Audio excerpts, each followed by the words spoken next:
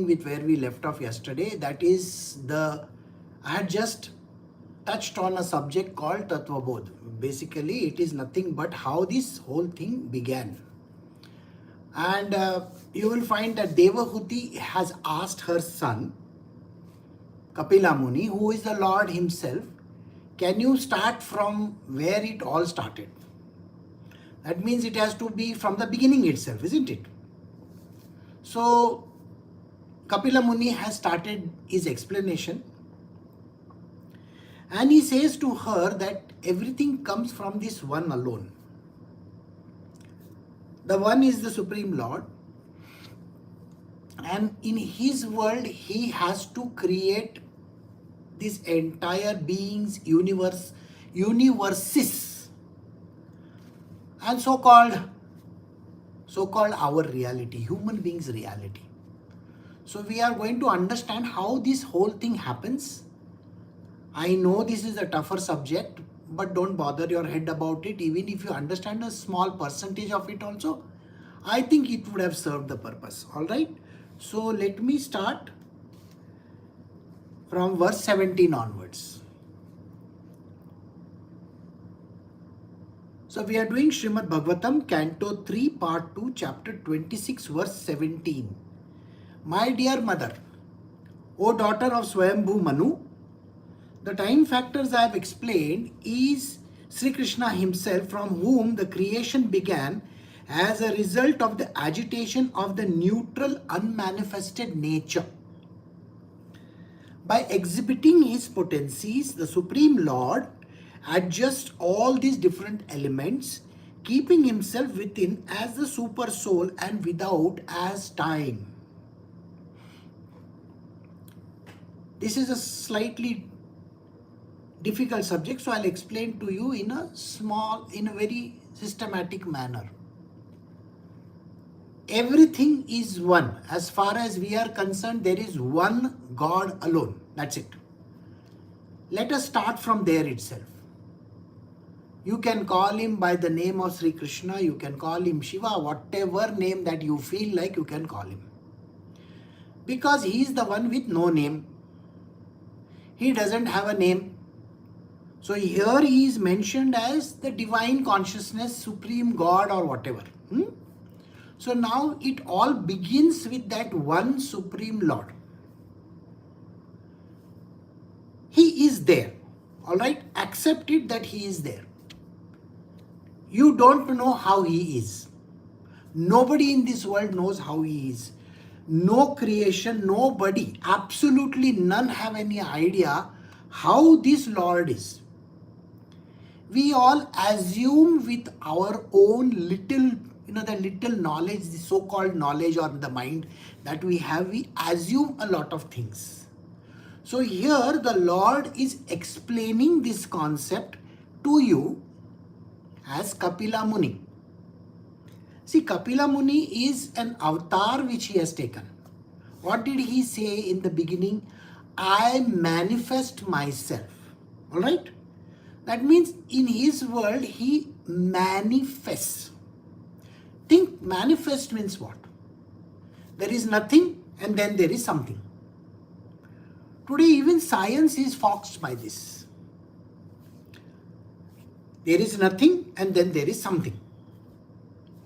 Alright? Science is also having no idea how this works. So let us start there itself. Okay? The reason being, everything is explained in a manner which is suitable for minds which can understand. You cannot explain advanced concepts to a child, isn't it? You have to explain to him in a very simple manner. So this is as simple as it can be. So he says, the Lord who was there all along, in his world there was nothing happening. There was a movement, a kind of a disturbance happens. Now just now, if there is a scenery in front of you, you are watching the scene. You are at a seashore and you are watching the sun down. Sun is going down in the waters. You can see the sun is going down. But let us say the sun is right there in the sky, nothing is happening. If nothing is happening and it is just like that, it's not going to disturb you. But because the sun is showing movements of going down, the water is moving, so you feel something is happening, isn't it? Got it or no? The something happening is called a disturbance. It is an agitation of the neutral, unmanifested nature. The nature which is unmanifest, which cannot be understood by us because it has not taken a form, it is not yet come out. It is just like that. Imagine space. There is nothing there. Nothing is happening. And now, in this neutral state, something is about to happen. So what happens is the Lord exhibits his potencies. The powers start acting. The powers start acting and they start adjusting the elements around. First, the elements have to adjust themselves into the gunas, that is the three types, sattva, rajas and tamas. The first movement has to be like that. Think, for everything in our world there are three things, isn't it?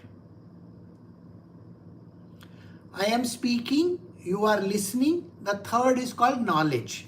I am transferring something to you, correct? Which is called knowledge. The giver, the one who takes it, and the given, whatever that is given. These are three things that are always there. So there is always three things which start a transaction. I need to love someone. There has to be someone, isn't it? Then only I can love someone. If there is no one there, how can I love anyone? Okay, simple example. So, everything happens within him because he is called the super soul. Now, I want you to think about it. At the beginning of time, who is there near the Lord? If the whole thing is the Lord himself, see, look at it.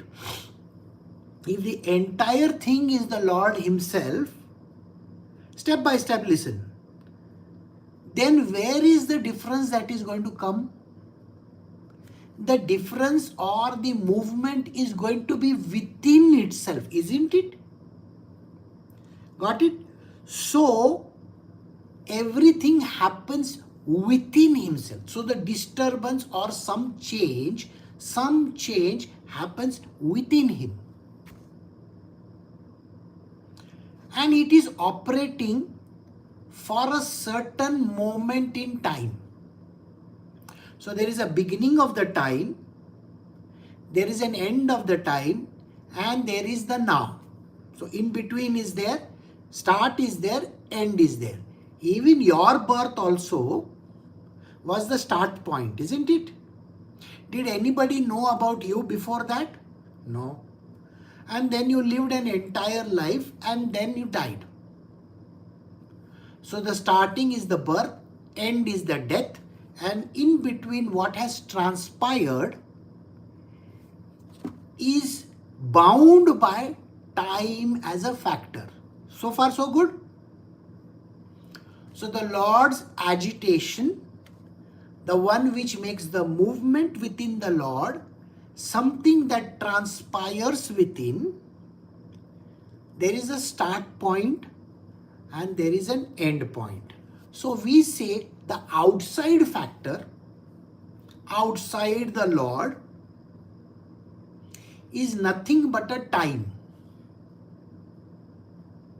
So the factor which governs this thing, start to finish, is called the time. Alright? that is also controlled by the Lord himself. It is an illusory factor. It is a illusory factor. Do you know why it is illusory? Answer is very simple. You don't have to search for the answer. The reason why it is illusory is because the Lord is eternal. Can you understand? Eternal means no time. So within the Lord there is no time. Get the point? It's only outside that so-called bound by time. Now, we go to the next verse. This is again a tougher verse. So let us go slowly again. After the Supreme Lord impregnates material nature with his internal potency, material nature delivers the sum total of cosmic intelligence, which is known as Hiranmaya. It takes place in material nature when she is agitated by the destination of the conditioned souls. My God. It's a very tough thing, isn't it, to understand? So let me break it down for you.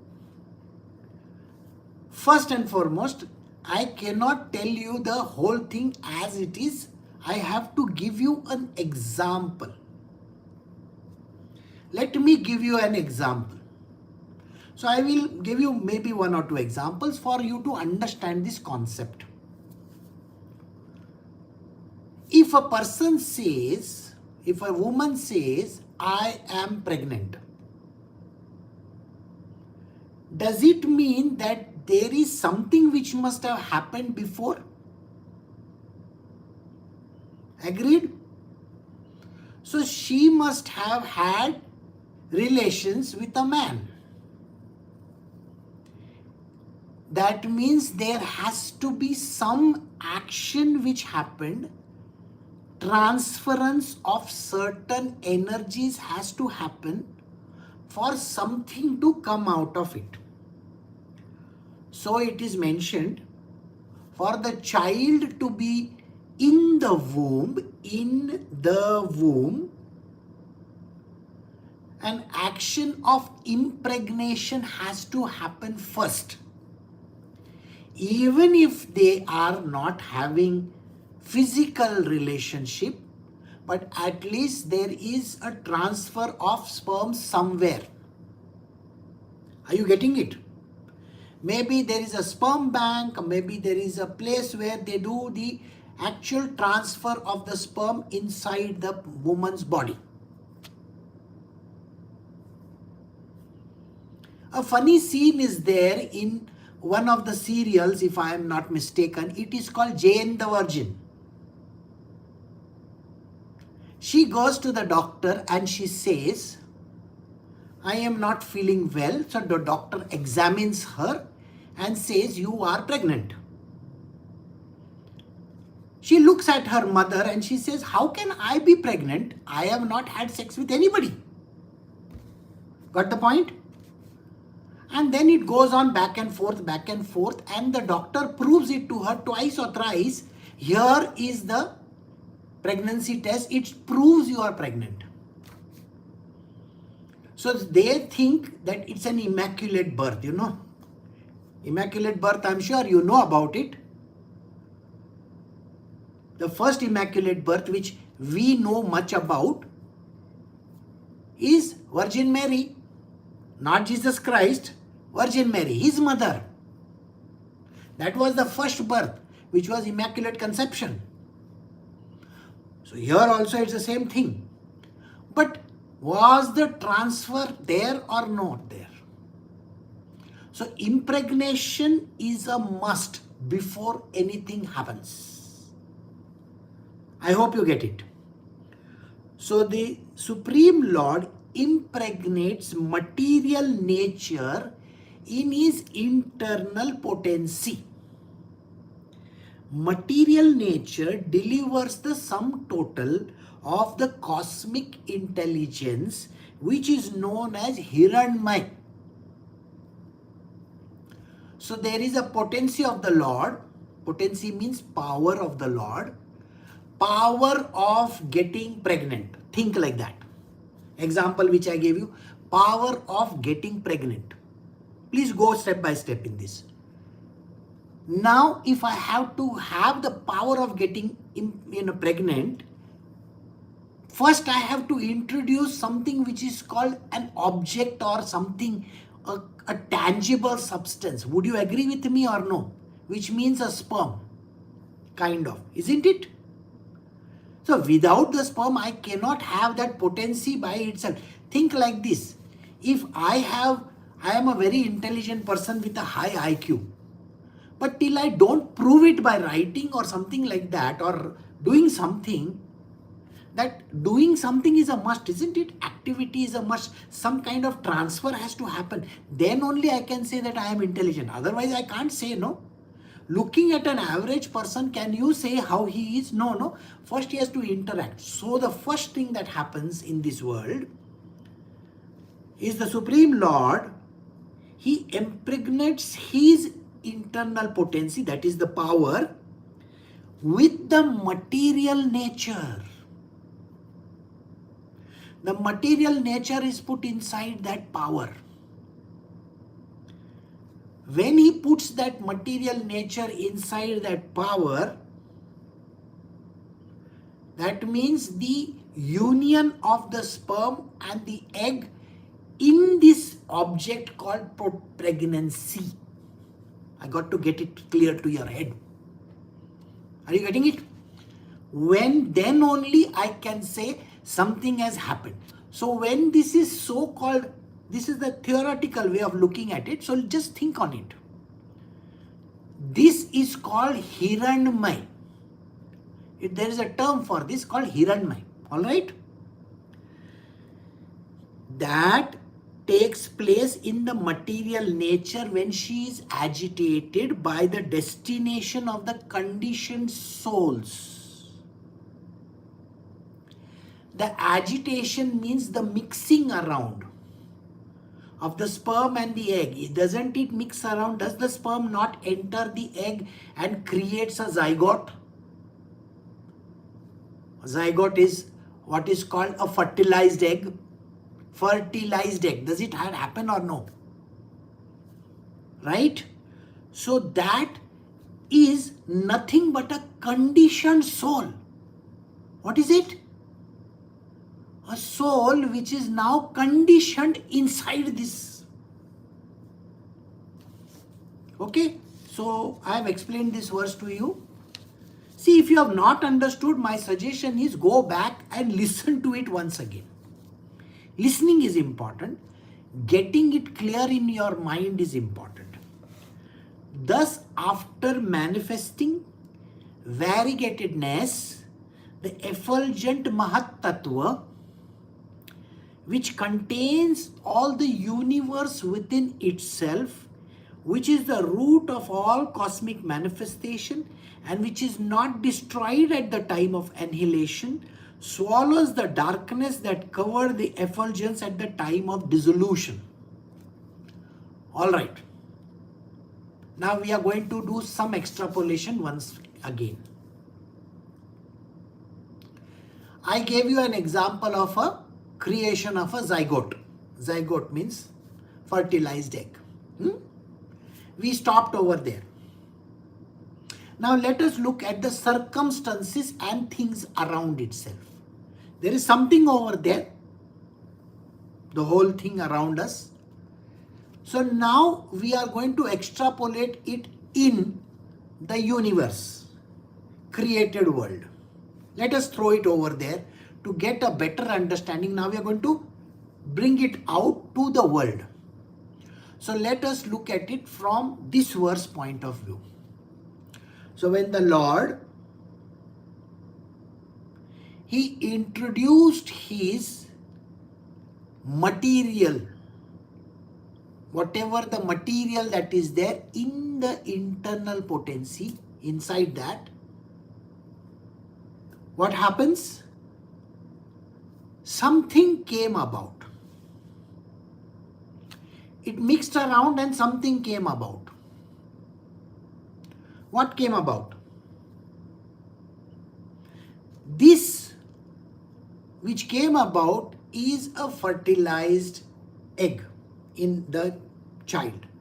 But in the universe, what came about was something different. That something different is called the Mahat Tattva. Mahat is like a kind of a, I can understand it, I can feel it, I can touch it, I can understand it. I know something came about. Tattva means an essence which happened to be there. The Mahat Tattva happened to get formulated. This Mahat Tattva has got variegated. Variegated means many, numerous, quite a lot, different types. It has to go around and manifest itself into multiple things. So let us come back to the example of the zygote. Now, when the sperm and the egg is mating together, creates that egg, fertilized egg. The fertilized egg has to undergo multiple break, from 1 to 2, 2 to 4, 4 to 8, like that. It has to multiply itself, isn't it? Now, I want you to think. The cell is the same. If the cell's name is X, all X's, let us say. I should not say X because X and Y are the, let us go to A. So everything is A. Now I want you to think about it. I want to create the entire alphabet out of it. The egg is one only. That one fertilized thing is only one.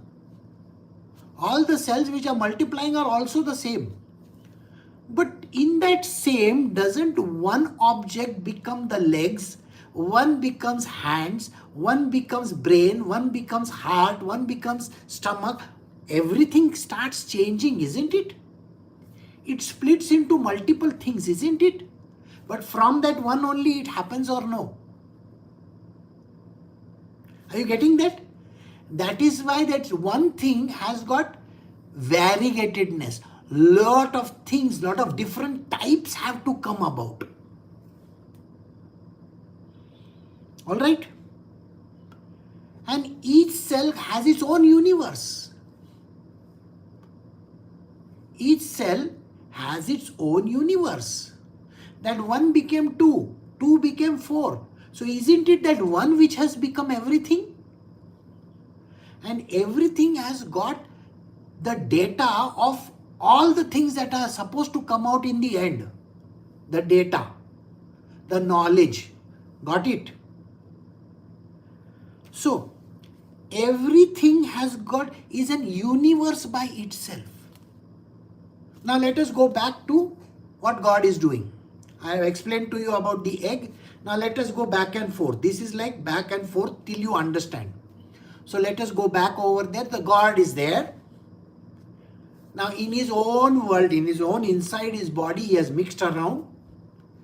And every time when this mixing around happens, he has created a new object somewhere. Object. Hiranmay. And from that has come Mahat Tattva. Each object by itself, will it not have a lot by itself to keep on expanding all the time? So each of them has to become a different universe. Are you getting it? Each will become a different universe. I want you to think. We have a solar system in our galaxy called the Milky Way. You know this. Huh? So far you have understood this. No? We have one Milky Way. There is our solar system. There is another solar system in another galaxy somewhere. Now like this there are gazillions, not billions also. Gazillions of galaxies everywhere, each having one solar system of its kind, like we have. So how many of them are there? Innumerable, cannot be counted. And that is why he says, which contains universes within itself. So when it is starting out, that one tiny thing has got a universe within itself. Like one Milky Way will be in one small cell. Like that there are so many different Milky Way type of galaxies coming about. Each will have its own system. And that is the root cause of all manifestation. And when that happens, it doesn't get destroyed by time because it's the beginning of everything, isn't it? Starting point, no. That is why nothing can destroy it. And where is it? Where is this baby getting created? Like these universes are getting created in the darkness. They're just going away in the darkness of the universe.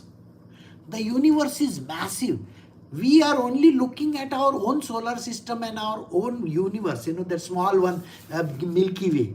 But the whole thing is quite huge, and that by itself is moving away. Right? And this cosmic manifestation keeps on happening. It swallows the darkness that covers the effulgence of the time of dissolution. It is moving in such a manner that it is just going like, have you seen somebody blowing bubbles in the, they dip it in a solution and then they do like this and the bubbles come out. You have seen, no? Soap bubbles we call it. So there is a beginning time and there is an end time. The one in between, where you see a bubble floating like this, somewhere there is an end also, isn't it? Somewhere it bursts like that. Right? So like that there is something which happens beginning to end. That dissolution is the end of time. The dissolving itself is called the end of time. Alright? So far so good? Now, then he explains the mode of goodness which is clear, sober status of understanding the Lord and which is generally called Vasudeva or consciousness becomes manifest in the Mahatattva. So now what happens is, all this is happening there within the womb. The womb is the universe. So within the womb something is happening. The zygote has formed, correct? And now it is expanding into multiple bodies. That means somewhere it is becoming a head, somewhere eyes, somewhere nose, somewhere legs, somewhere hands, things like that are going, so that thing becomes a kind of a baby. Now the baby needs life or no? Are you understanding? The baby needs a life. So the Lord is coming inside that object also. That means he, the divine consciousness, enters this womb, enters this place, enters the body of the child, enters the universe. He is inside that place. And that is called Vasudeva. What is it called? Vasudeva. Or consciousness. So when we say Vasudeva Hari, are you getting it? He is the divine consciousness inside the universe. He is the divine consciousness in that physical object called the baby which is forming inside. The one which gives life to it. Okay? It is manifested within that system. That is the Mahat Tattva. Now it is going to do lot of actions from within. So if the baby is just, the zygote is there, the impregnation has happened, and the Lord is not there within it, it is only the power, potency and the nature. Remember? These two have merged. Now inside that, he is gone inside as the consciousness. That which creates this variegatedness. That which runs the variegatedness. That means the heart will do the pumping, the hands will do the movement, the eyes will open and see and look and understand, the mouth will say words, something. I hope you are getting the whole issue. These different things that are supposed to happen is happening because of this one which comes inside, consciousness. Vasudeva. He is called by the name Vasudeva. Got it? This variegatedness, these kind of things which are happening within the system is the Mahat Tattva. So now we are going to understand beyond that. After the manifestation of the Mahat Tattva, these features appear simultaneously. As water in its natural state before coming in contact with the earth is clear, sweet and unruffled, so the characteristic trait of pure consciousness are complete serenity, clarity and freedom from distraction. So the Lord who is entered these individual states is purity by itself. Think on the lines of, I am making an object. Am I using ingredients which are virgin in nature? Correct? If I am a car manufacturer, I will use clean, clear and good kind of ingredients to give life to the body. That is the car, correct? As a car manufacturer. So in the similar manner, when the baby is getting created, will I give it the purity in the organs also? The one which is not yet used? A heart which is still not started pumping? A new heart, correct? A new heart, correct? A new liver, a new legs, new hands, something new. But is that new used? No. What is it? It is having serenity, clarity and freedom from distraction. And what is it?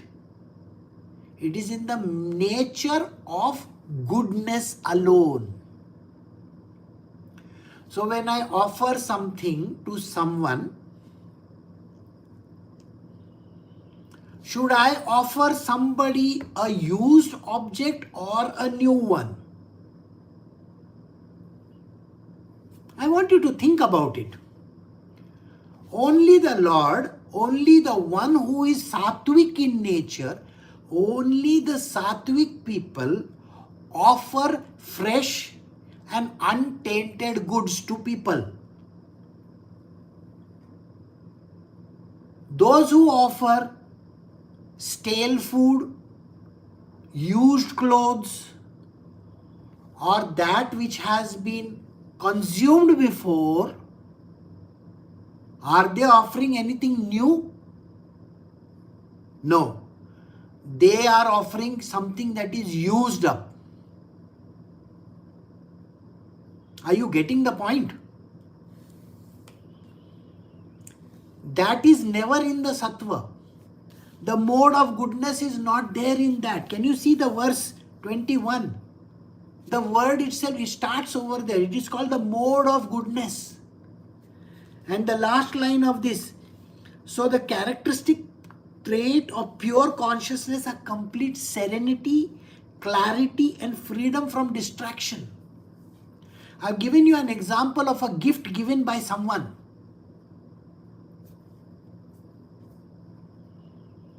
See, just giving you one example. Suppose there is someone who is coming to see me today. Suppose there is a person coming to see me today. As a normal human being, I will say, oh, I don't have any gifts to give this person. Maybe I'll give you something which I have used before. Maybe I have read this something or something like that. Correct? Then it is not from the goodness of heart. It is not from the goodness of heart. When the Lord was creating this universe, this entire creation, He was not putting up used items inside the system. He was creating newness in it. He is not a recycler.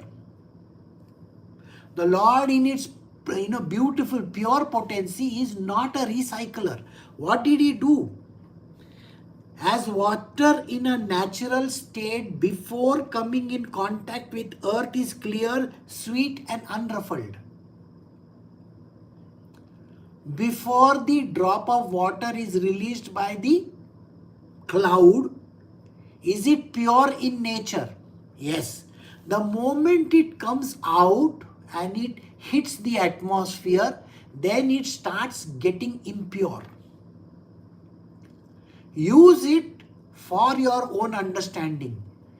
When you have a thought in your mind, which is not a tainted one with your mind, then it is a pure thought. Got it? But if you are thinking about it, then it is not a pure thought. Let us say, just now you are saying, Guruji, I just come and you give me some, say 10 rupees. You are not thinking about it. You just give it to me because your first reaction is, Guruji, the 10 rupees for you. Now you suddenly go back and you say, why should I have given him 10 rupees? You know that 10 rupees I should not have given. Maybe I should have given him 1,001 rupee. Maybe I should do this. Maybe I should do that. Today early in the morning I got one message. Very early in the morning. I am here in Shirdi. Thank you very much for a wonderful darshan. The immediate thought of mine is, are you still in Shirdi? From my side, put 1,001 rupee in the undi. Okay, this was the immediate reference. I didn't even stop. Immediately I wrote 1,001 rupee. Please give it to Baba. Now, I have seen, now let us take another scenario. I have seen the message. After some time it occurs to me, when am I going to go to Shirdi? Maybe I should have put some money, or maybe I should have given some money. But only if I were to go to Shirdi, then it would do the difference. Maybe I should tell the person, I will transfer some money to you just now. You please put it over there. I will also think of going over there. Can you see how many thoughts have contaminated you? Every time when you rethink and rethink and rethink and rethink, it is not a sattva guna. It is destroying the entire essence. If you feel that you have to give and not think about it.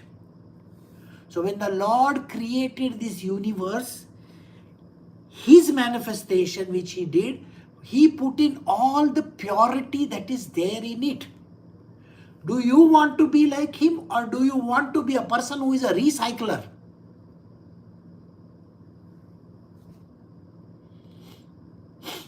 Now let us say you are drinking in a glass of, let me give you an example. This is a steel bottle. Okay. Now this steel bottle is bought from the market. I don't even know where it has come from. But let us say, now I know where it came from. In China, people are recycling all the old material which they are getting, like ships and instruments and this and that, and so many other steel items are getting recycled, and that recycled steel that is there is mixed around and is made into something new. How are you going to feel about it? I am drinking water from a recycled thing. In big countries, very large organizations, very big organizations, very big countries in this world, the water scarcity is there.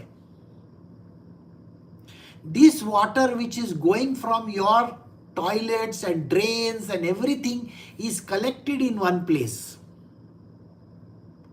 And then it undergoes filtration, purification, RO, osmosis, this, that, hundreds of things, and then that water is recycled and given back to you as a recycled water. And if I were to tell you, this is the water from the toilets of this entire country, will you want to drink it?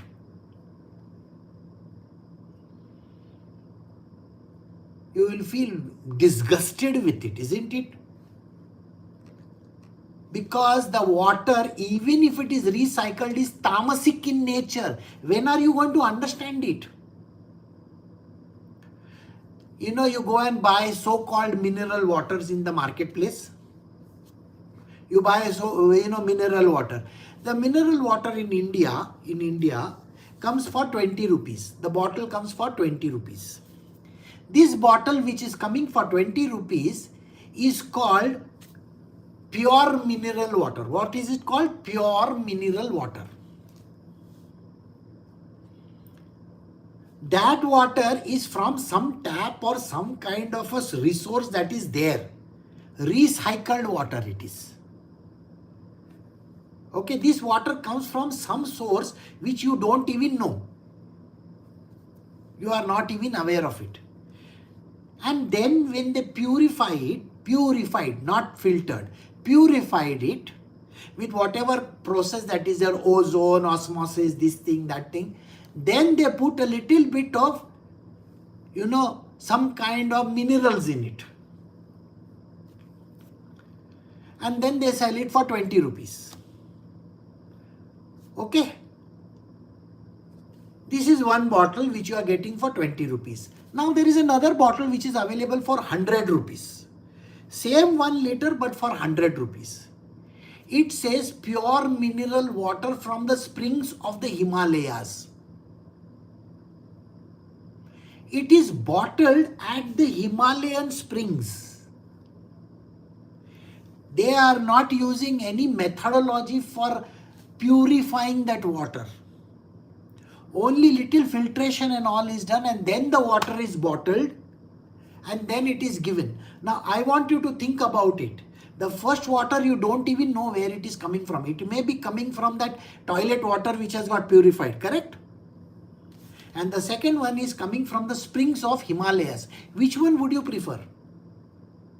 It is but natural, isn't it? Are you willing to pay 100 rupees for that water? Of course.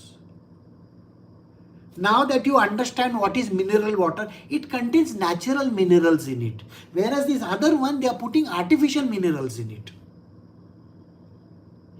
This is the difference. So when the Lord was creating the universe, He put only pure substances in it. That is why He says, this feature, as water in a natural state coming in contact with the earth is clear, sweet and unruffled, so the characteristic trait of pure consciousness are complete serenity, peace in it, clarity, it's clear, and freedom from distraction. There is nothing, no contamination whatsoever.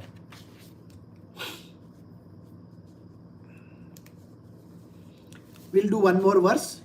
The material ego springs up from the Mahat Tattva, which evolved from the Lord's own energy. The material ego is endowed with predominantly with active power of three kinds: good, passionate, and ignorant.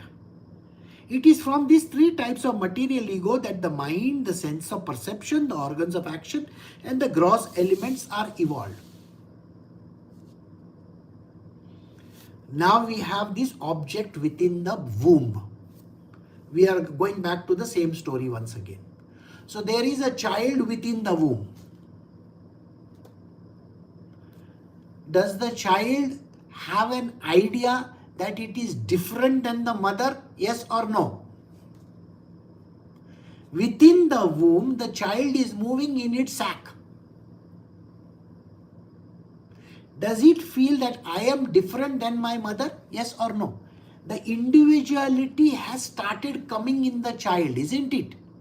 My heart is separate, my mother's heart is separate. My legs are separate, mother's legs are separate. But when it was a single cell, was it having that difference? No. When it was multiple cells till division never happened, was it having a difference? No. It was saying it is the mother's cell which is multiplying. Isn't that what it is being said? Mother and the father's cell are multiplying. Isn't that what it is said? But the moment you have hands, legs, brain, heart, this, that, so many things, what happens to that child? It starts feeling the ego. This comes from within itself. It is the potency of the Lord itself, where you find individuality within you. And that is a time it gets mixed around with the three gunas.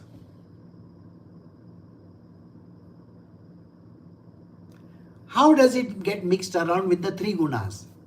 Think about the baby once again. There is, the cells are multiplying. Some cells are becoming the brain. Some cells are becoming the stomach. Some cells are becoming the anus. Those are the same cells which have diversified into different things, isn't it? Are you getting it? The one which has become the heart is full of emotions and it is feeling nice about itself. It becomes sattva guna. It is a good heart. The one which became the brain, I can think for myself. I know I am a very important organ. Without me, this body is useless. Rajoguna. You see the Rajoguna coming into the picture? And now look at the one which has become the anus. I am for shit purposes only. I am the dirty one in this whole lot. I don't know what is the point. They threw me in one corner. I am the worst one in the universe. I have no job to do myself. You see, they are using me for the heck of it. They will create all the dirt and then they will throw it through me. I am their scavenger. Tamoguna. That gets translated. Sattva, Rajas and Tamas. These three gunas come into the picture. Are you getting this whole concept? The objects in the universe are also the same. When the Lord was creating the universe, it created effulgent bodies like the sun. I will give power to this world. I will shine bright. I will always do things for others. So it became sattvic in nature. Sattva guna came into things like the sun, where things are happening but it is not taking credit for anything. It is burning for others. Sattva guna happened. Then another character came into the picture like planets. The planets said, I am the planet. I have water.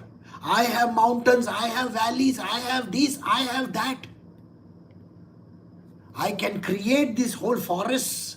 I can create the oceans. I will put everything in the oceans. I am capable of doing this. I am capable of doing that. Rajoguna came into that.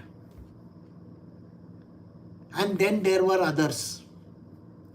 Look at me.